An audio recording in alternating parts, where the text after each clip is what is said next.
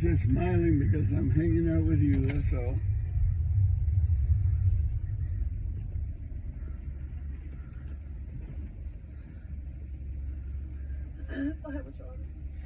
Good afternoon. Could I have 2 plain large hamburger patties? Patties? Just the patties, yes.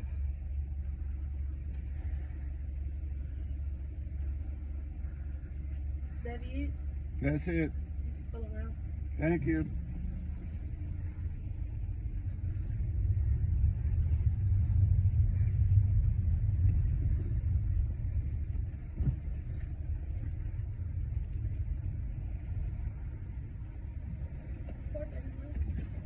Thank you.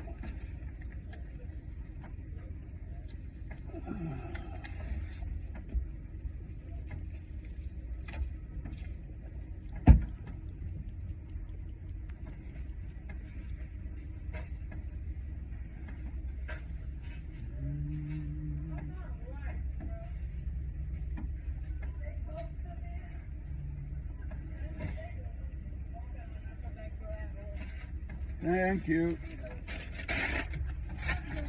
You too. That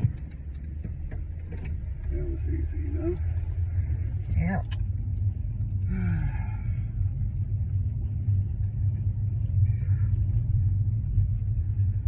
Now, the next step, I guess I turned this thing from your school. Oops, you can't go here anymore. I guess I turned it into a, What thing?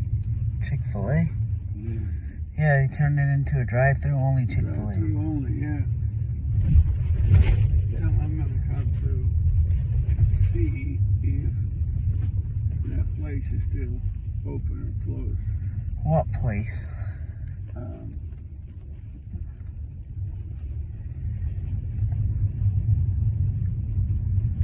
There's Hatito.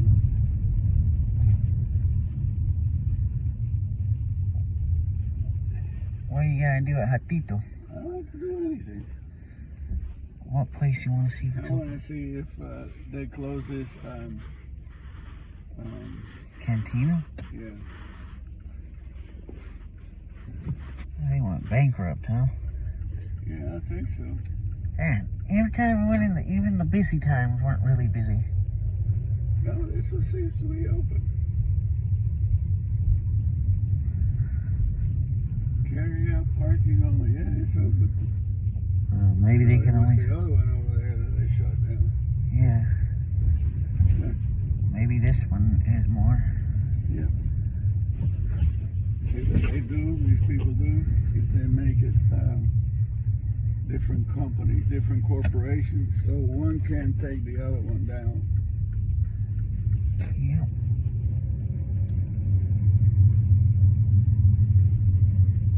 Velvet Taco. You ever heard of that shit? Yeah. What makes them so special? I don't know, because I've heard the name, but I haven't really... Oh, you've never researched it? No. Okay.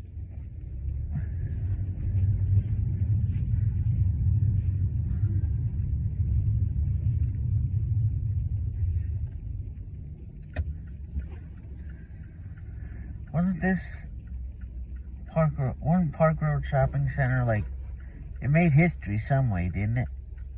I don't know, Joe. That was the first shopping center in Charlotte or I something? don't know, Joe.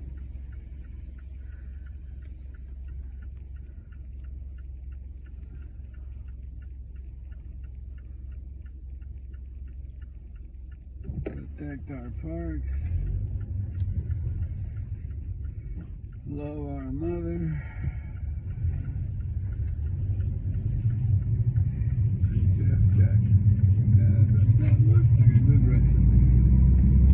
What? Where do you see that? Right in front of me. And it don't even have, well, it won't have a Florida thing. Oh.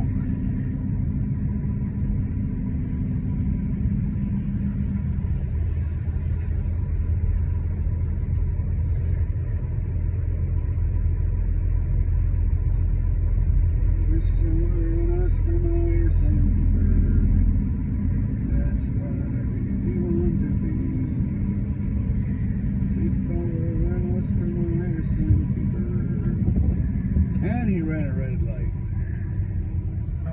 red light.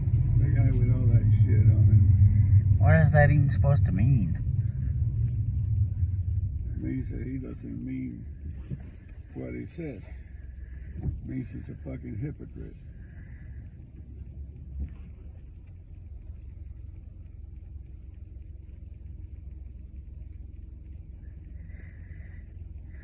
Hey Joe, Yeah? I love you. I love you too, Daddy. So I'm gonna make you a cheese. I don't know if we have any ham left, or if we did, we'll make a cheese and ham. Okay. And wow. Yeah. You know who says that? Yeah. And where did I learn it from? Downtown Charlotte. Yep. Where? Mint Street. Yes.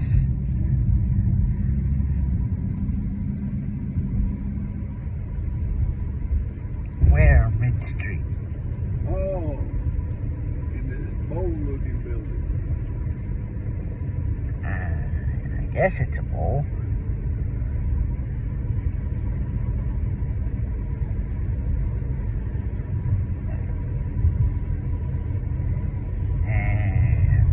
But aren't there two of them? No, just one.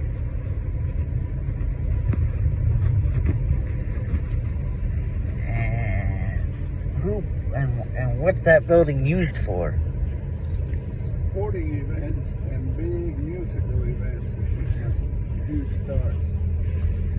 Yeah. And what sports team plays there? Charlotte Football Club. We gotta go see them sometime. Okay. But there's another team that plays there. Oh yeah? Yeah. Then there is,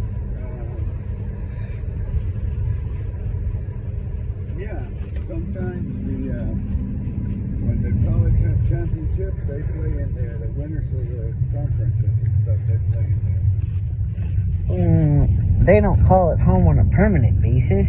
No, they don't. But what team calls that home on a permanent basis?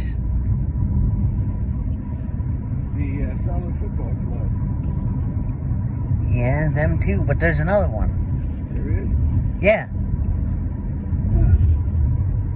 Huh. So they play a sport with 11 offensive players and 11 defensive players, right? Yes. And they get 4 chances to move the ball 10 yards, right? Yes.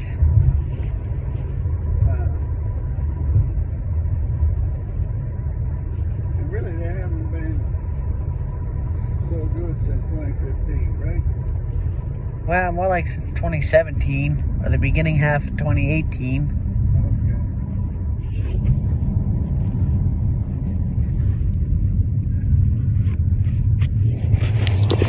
They just got him a new coach, didn't they? Yep.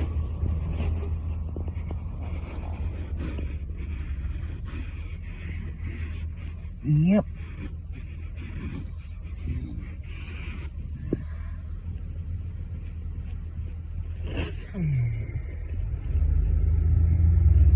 They represent 2 states. Yes. I'm getting warm, aren't they? Yeah. The Carolina Felines. They are felines. What kind of felines? They're the Jaguar family. Yeah. Huh? But they're not jaguars. No. They're not, are they? No.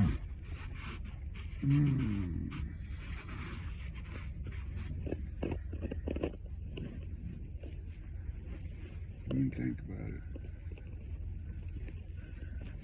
The Carolina Mountain Lions.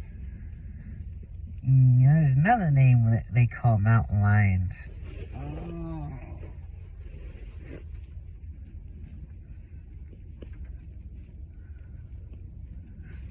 Yeah, I think the only thing that's left is the Carolina Panthers. Yep. That dam? Yeah, that's them. Damn. Took me a while to catch that, didn't Yeah. Wow, wow, wow.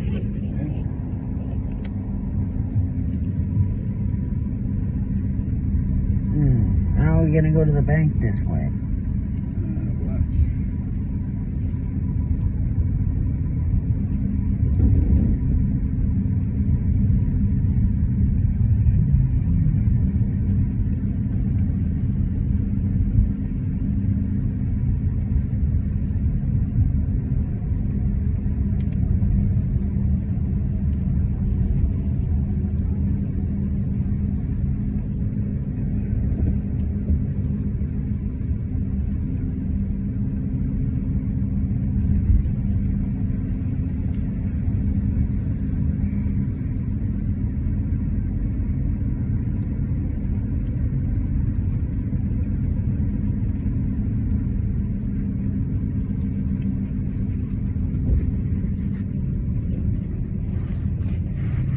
So the ballpark is in a bowl. Yeah, it's kind of like a boat.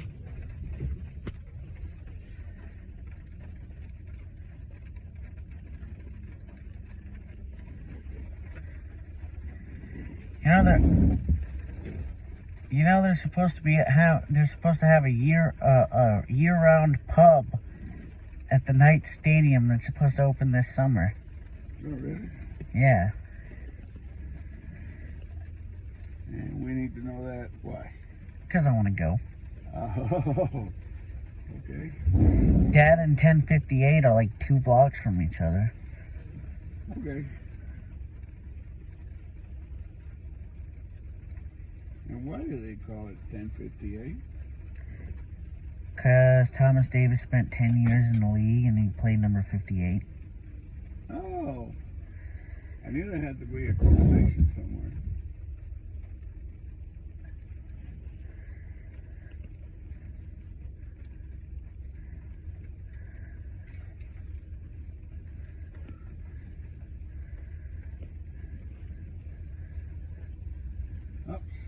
Protest as the former president arrives in New York to face criminal charges. It's the first indictment of a president in American history. For Monday, April 3rd, this is All Things Considered from NPR News.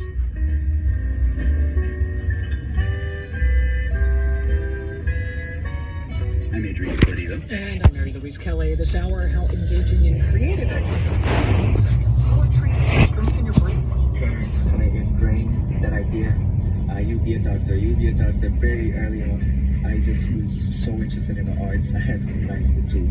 And school kids marched on Colorado's Capitol twice in the wake of school shootings. Now, state lawmakers are passing the most significant gun legislation in state history.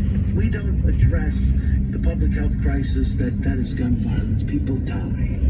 That's why we have to do something. First, the news. Live from NPR News in Washington, I'm Janine Herbst. Former President Donald Trump has arrived in New York City ahead of his arraignment tomorrow. NPR's Windsor Johnston reports he was indicted by a Manhattan grand jury last week over his alleged role in hush money payments made to an adult film star. The exact charges in the indictment are expected to be unsealed during Tuesday's arraignment. The Manhattan District Attorney's Office started investigating Trump while he was still in the White House. The case centers on a $130,000 payment made by Trump's then personal attorney Michael Cohen to adult film star Stormy Daniels. The payment took place just days before the 2016 election and sought to silence Daniels from going public about an alleged affair she had with Trump 10 years prior. On Tuesday, the former president is expected to arrive at the courthouse in Lower Manhattan with Secret Service protection. He's not expected to be handcuffed, but will be fingerprinted and have his mugshot taken. Windsor Johnston, NPR News. The White House says cutting oil production is not advisable. This in response to news that Saudi Arabia and other oil-producing nations known as OPEC Plus plan to curb the production of oil, as NPR's Oswald Holland reports. OPEC Plus announced it'll reduce oil by more than 1 million barrels of crude a day.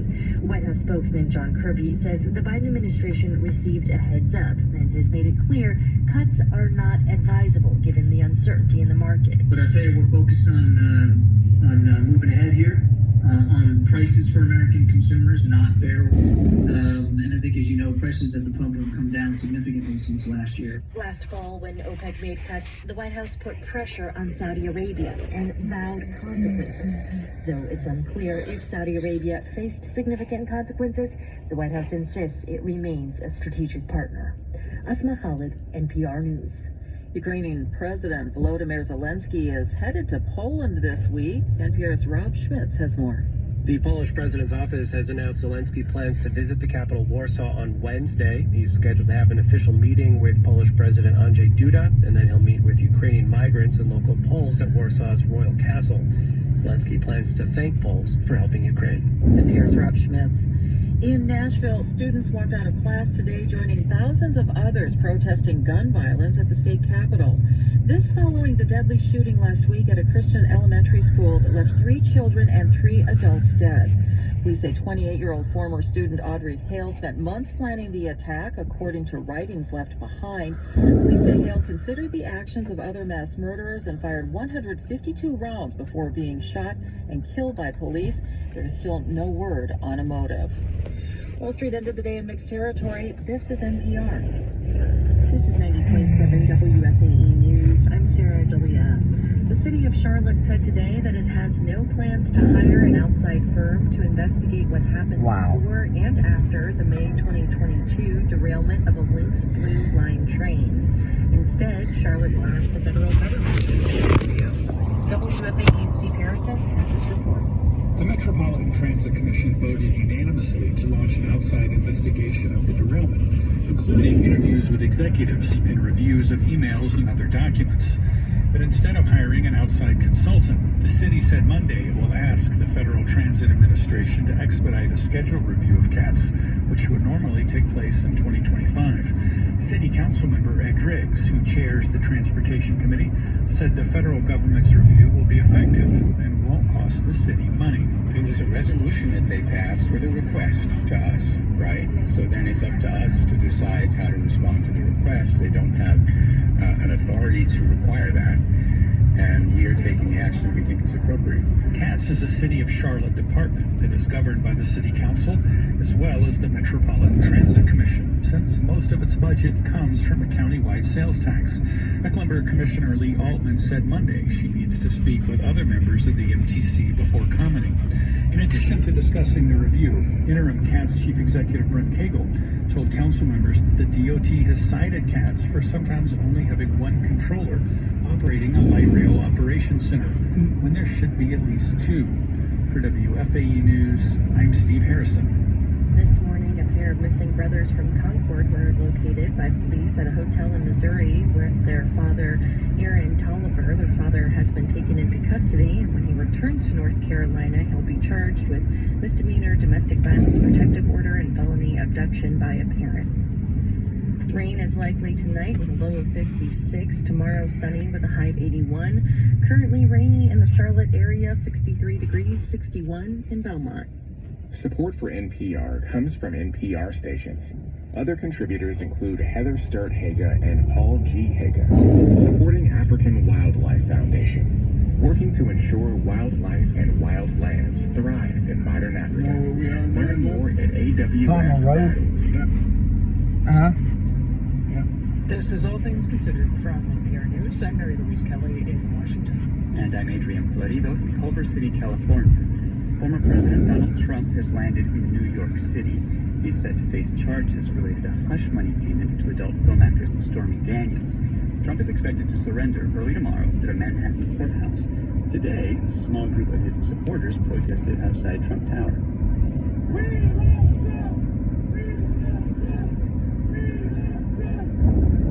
For the latest, we are joined by NPR reporters Ilya Maritz and Jasmine Garst, who are both in New York. Hi, you two.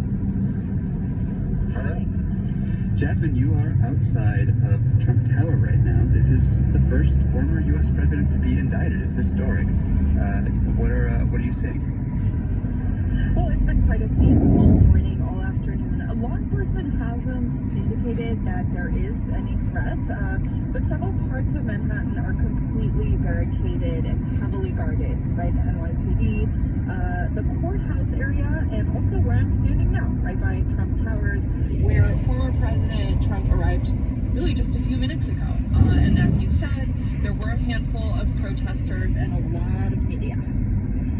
Ilya Marritz, you have been covering the former president's legal difficulties in the state of New York for years. What can you tell us about the charges we might see tomorrow? Well, we don't know what they are, and I can't emphasize that enough. We won't know until the indictment is unsealed. We expect that to happen sometime around the middle of the day tomorrow. Around 2:15 is when the arraignment is scheduled, so that would make sense. But we do know from the witnesses who've been going in to speak with the grand jury to be questioned that prosecutors seem to be most interested in the hush money payments that Trump fixer Michael Cohen arranged to adult film actress Stormy Daniels in the final days and weeks of the presidential campaign, and how President Trump, once he became president, repaid that $130,000 in hush money. So that is the fact pattern that we think is going to be connected with the charges contained in the indictment that'll be unsealed tomorrow. Okay, so as you mentioned, the case remains under seal, but we already seem to be seeing both sides sort of spinning this story to set expectations, maybe? Yes, Donald Trump has been head-on attacking the district attorney, Alvin Bragg, and also the judge who will be hearing his arraignment tomorrow, Juan Merchan. Trump posted to social media that Merchan, quote, hates me. We know that District Attorney Bragg has been getting a lot of hate mail and threats. On the substantive side, the president's allies are really trying to paint this case as politically motivated and flimsy, outside of the norm. There is another side to it, and we've seen quite a few former attorneys from the DA's office come forward and try to show the ways in which this case is sort of kind of normal, and to some extent it is. The DA has charged a lot of cases built around keeping false business records. It's not only unheard of, it's common. That is what we expect to see in the indictment tomorrow. What is unusual is to try to upgrade a false business records case to a felony by tying it to an illegal campaign donation on the federal level with a defendant who's a former president and also candidate for president. That is unusual, and that seems to be what is going on. So tomorrow morning is when we expect President Trump to turn himself in at the court. Jasmine Garsd, what can we expect to see then? Well, it's expected that he'll be fingerprinted, possibly have his photo taken. Trump's lawyer have said he will not be handcuffed. And I should mention, this is a short trip for the former president. He's spending the night tonight at his house in Trump Towers, and then he flies back tomorrow to Mar-a-Lago, where he's going to be delivering a prime-time speech. And as Ilya said, that's as much as we know. There's a lot of uncertainty.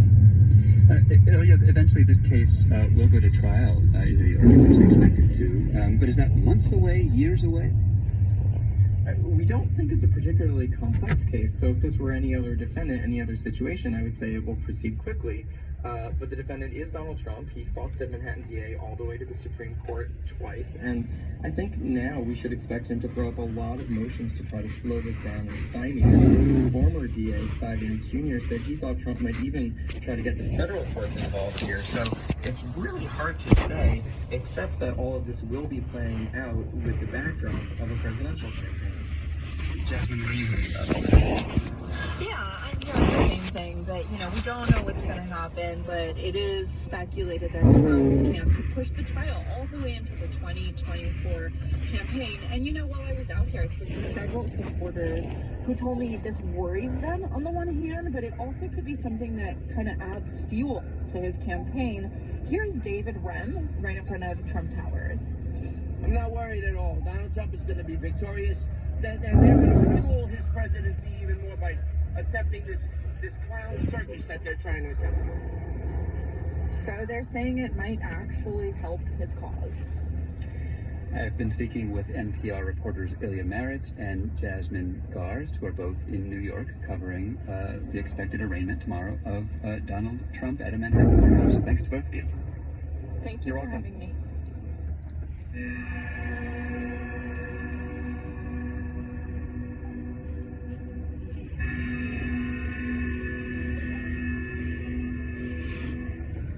In Wisconsin, an election tomorrow could flip the ideological balance of the state Supreme Court, and the newly elected justice is almost certain to decide a challenge to that state's abortion ban.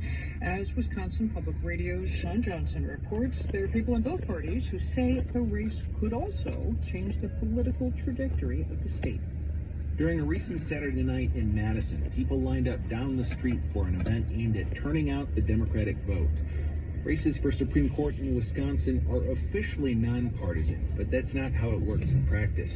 This is a Democratic city, and the Democratic voters in this line are here to support Milwaukee County Judge Janet Protasiewicz. At the front of the line is Madison resident Ariel Hendrickson, who says the election boils down to two issues. Abortion rights and making sure that gerrymandering does not get any worse in our state. Abortion has been a major issue here since the U.S. Supreme Court struck down Roe v. Wade last summer because it reinstated Wisconsin's pre-Civil War abortion ban. And gerrymandering of the state's legislative districts has helped Republicans win big majorities in the legislature, cementing a conservative agenda for more than a decade. Sheila Hosseini of Madison says people understand the stakes of the race, which could flip the court from a conservative to a liberal majority for the first time in 15 years. I mean, I know people keep saying this, but this is probably one of the most important elections for Wisconsin, especially because the reproductive rights are on the line. In swing state Wisconsin, election after election, people are used to hearing that this campaign is the most important. But University of Wisconsin-Madison political science and law professor Howard Schwaber says there's actually so much riding on Wisconsin's court race that this time it might be true. I have to agree. I think this election really does live up to its hype in the sense that the stakes are extraordinarily high across an extraordinarily broad range of issues. Money has poured into the race, doubling and by one estimate tripling the old national record for spending in a state Supreme Court race.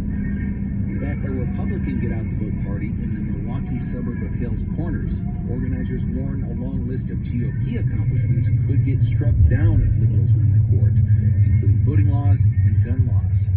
Longtime conservative activist Orville Seamer says former Republican Governor Scott Walker's signature law curbing union rights could also be in danger. All those things, they don't appear on the ballot, but they really are on the ballot. People are voting on those issues. And the people here in this room, conservative people, they want to maintain that. Their candidate is Dan Kelly, a former state Supreme Court justice who was originally appointed by Walker in 2016. Kelly lost his last election in 2020. As a private lawyer, Kelly once defended Republicans' legislative maps. His recent clients included the Republican National Committee. But while everyone else is talking about these issues, Kelly notably isn't. If I were to start talking about my political views, that would be no more relevant to this race than who I think the Packers' next quarterback ought to be. It's not that Kelly has never shared his views. About a decade ago, Kelly wrote in a blog that abortion took the life of a human being. He wrote a passage in a book comparing affirmative action to slavery. But Kelly says it's inappropriate for him to share his political views as a judicial candidate, since a judge's job is applying the law. I am running to be the most boring Supreme Court justice in the history of the country. The role of the court is not to be original. It's not to be innovative. Protasiewicz has no such hesitation when it comes to sharing her personal beliefs, particularly on abortion. So I'll tell you this, I have been very, very forthright that my personal value is that women have a right to choose. Reproductive decisions belong to the person, right? And when it comes to talking about Wisconsin's Republican-drawn legislative don't have sex, you don't want kids. Are rigged. I would certainly welcome the opportunity to have a fresh look at our maps. For Democrats, in this moment, the race means everything. With a liberal majority on the court and new maps, their hope is that they could finally push the state's politics to the left, like neighboring Minnesota and Michigan. They also describe this race in presidential terms, because whichever side wins will have a majority on the court for the 2024 presidential race. That means they'll handle election lawsuits in Wisconsin, the swing state where each campaign feels a little more important than the last. For NPR News, I'm Sean Johnson in Madison.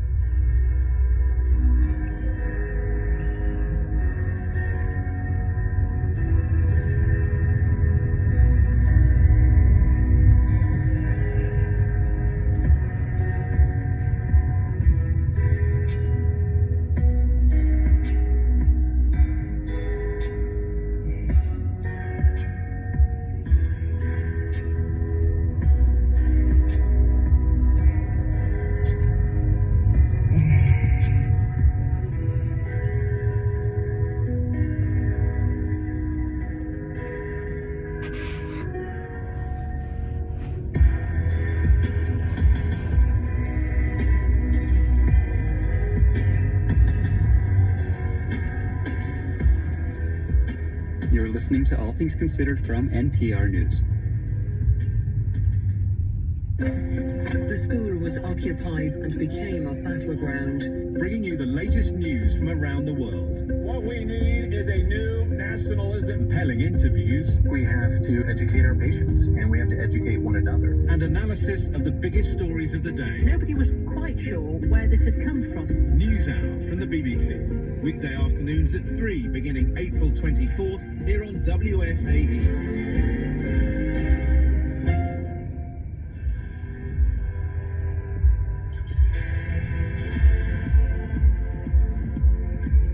It's 5:18. I'm Gwendolyn Glenn, and you're listening to All Things Considered on 90.7 WFAE.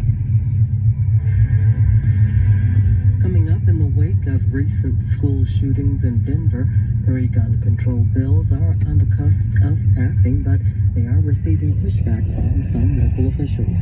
The personality of Colorado is kind of the West, and firearms are kind of a part of that. More on this story coming up in about 20 minutes.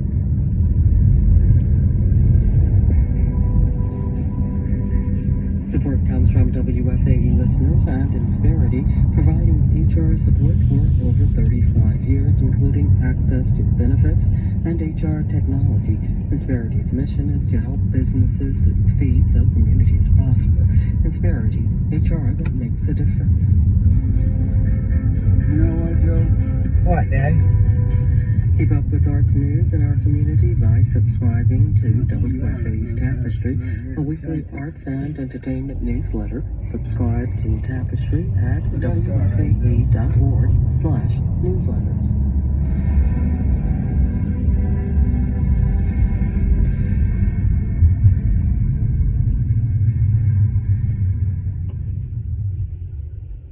Support for NPR comes from this station and from BritBox with The Confessions of Franny Langton, one woman's story of courage, murder, and forbidden love in this new original drama.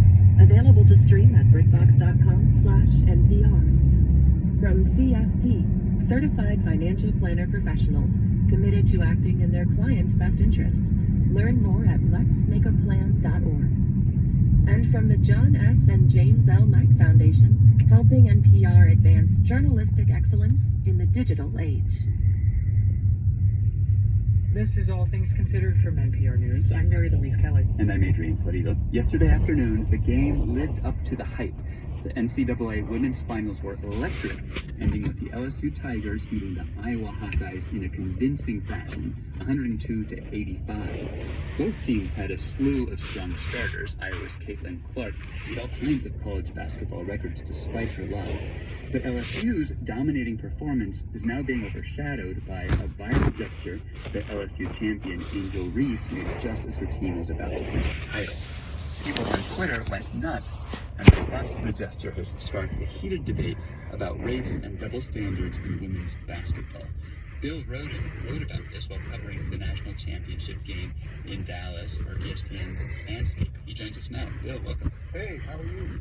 I'm doing well, thanks. Can you describe this gesture which LSU's Angel Reese, who is black, made toward Iowa's Caitlin Clark, who's white? Yeah, well, the gesture is that you take your hand and you wave it in front of your face like there's no defense. Get this right, because you're going to have to do it when you play your pickup basketball game. So that's what it meant. Like I said, I've been seeing Caitlin do it. She did it throughout the game Friday against South Carolina. Because, hey, she scores 41 points. So she was doing it a lot. But I think the issue was that when Angel Reese did it, it was as the game was winding down and it was clear that LSU was going to win. She basically walked toward Clark, making sure that she saw it, but also pointed to her ring finger, signifying that she was about to get a championship ring. So I think the issue here was, why did this trash talking now become a thing when LSU's star player, an African American woman, do it? So it was a whole thing of double standards that kind of exploded. One of the debates that has exploded is about the racial dynamics of this moment. But before we get to that, let's start with gender and the fact that this was a women's game. And in a sport like basketball, where trash talk is sort of baked into the culture of play, why are women ball players being picked apart? if there were two men's teams playing, this probably wouldn't even be an issue. But the problem is women are still imprisoned in this cage that's largely of a male making. You're not supposed to be sweat getters and be competitors, pushing, shoving, talking trash and going back and forth, not considered quote unquote ladylike. And then the other layer of that, of course, and that's where white women are put on this pedestal, chained to this pedestal. Black women have always been portrayed in white media as the sweat getters. You know, women who are rough and tough and not accord. Just let them talk this shit. Why does that be an issue? Damn. Huh? They don't have anything better to do. I mean, just let them talk their shit. They're playing. She's like, I'm about to get a ring.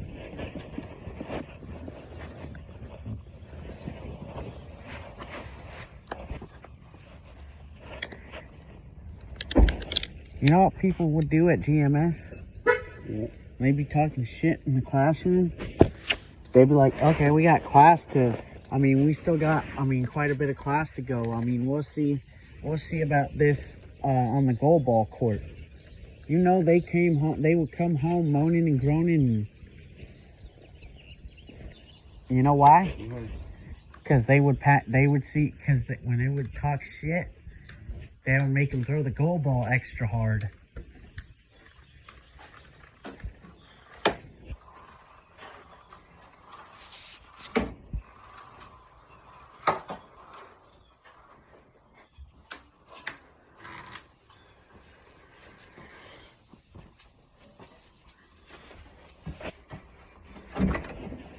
Daddy's coming. He's here. He's here. Hey, Mommy. Hey, Joe. What you up to? Oh, just clean up some dishes. What you up to, Daddy's coming. What's the hamburger, boo-boo? Huh? What?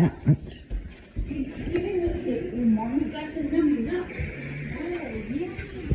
Yes, I do. Yes, then? What then? What was left